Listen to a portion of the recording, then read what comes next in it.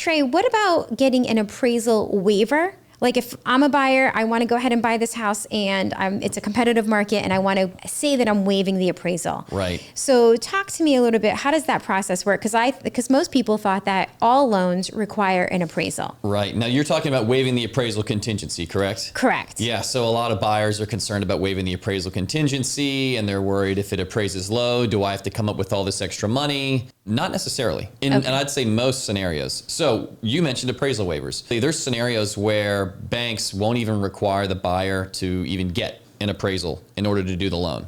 And if there's no appraisal that's occurring, you can't have a low appraisal. Therefore, you don't need to have additional cash needed or there's no additional risk. What is the scenario that would happen where I think it goes through the automated underwriting system? You're right. Okay. Yeah. So basically a lender gets a loan application. They run it through this software. It's a Fannie Mae and Freddie Mac software, and it just spits back a thumbs up if you don't need an appraisal or not. And that when you don't need an appraisal, it's called an appraisal waiver. And there's been some recent changes. Here's the criteria. The max price is $1 million. Okay. So in this area, there's a lot of houses over $1 million, obviously.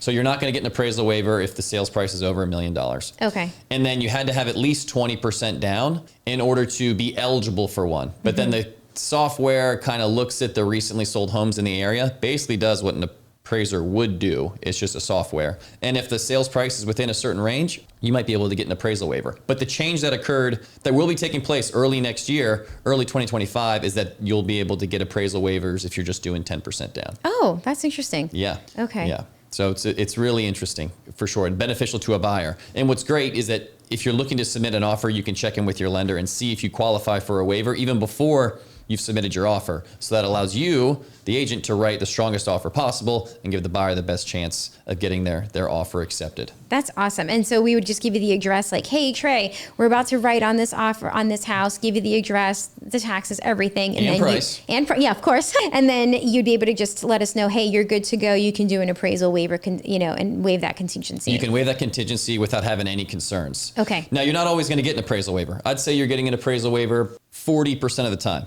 So the majority of the times there's still going to be an appraisal, and that appraisal could come in low. So that's another important thing. Right. Like a misconception out there is that if a house appraises lower than the sales price, then the buyer has to come up with the difference in cash to make up the difference. That is rarely the case. In fact, it's only the case when the buyer has put in the minimum down payment for a given scenario. So let's say you're doing a loan and it requires 5% down. Okay. And you're putting 5% down. If the house appraises low, you got to come up with the difference. But let's say, same scenario, but you're putting 10% down. Well, that means that the bank just wants you to have 5% equity. If you're putting 10% down, it can appraise 5% low, and you don't need to bring any additional funds to closing. Oh, that is so helpful because that's a huge misconception out there. Massive. Yeah.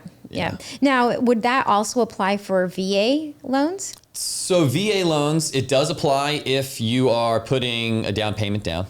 Okay. So oftentimes VA loans will require no money down. There's scenarios where that may not be the case depending on price. The price and if they have how much VA loan entitlement they have. But the point is, most of the time, if you have a $20,000 down payment on a VA loan, it can appraise 20 grand down and low, and you can still get the same exact loan that you were looking for. Oh, that's very helpful. Yeah, because the VA will lend up to 100% of the appraised value most of the time. Okay, that's great. That's great. Are there any other VA loan misconceptions you think that are out there, like common questions that you get from buyers or even other agents, from listing agents? Yeah. There's a lot of folks think that you can only have one VA loan at a time, and that's not the case. What it is, you could have, hypothetically, you could have unlimited VA loans. It's just that there's only a certain amount of total loan amount that you can have at a given point in time. And it depends on the county that you're buying in, and basically your remaining VA entitlement is what they call it. But you could have 3, 4, 5 VA loans at any given time. You just may not be able to do no money down depending on what the loan balance is on the other loans that you have. So if a member bought a house for $500,000 and they're wanting to buy another house, maybe, like they relocate or they just don't like their commute and they want to be closer to work.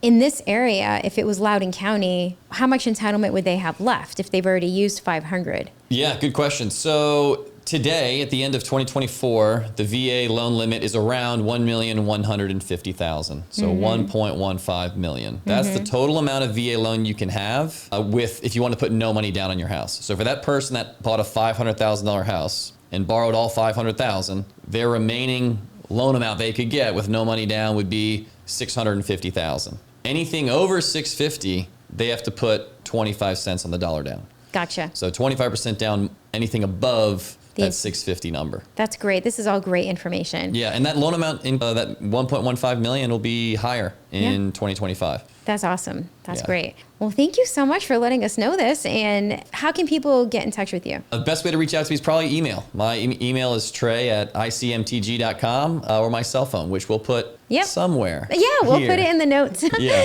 Awesome. Awesome. Well, thank you. Yeah, thanks so much, Donna.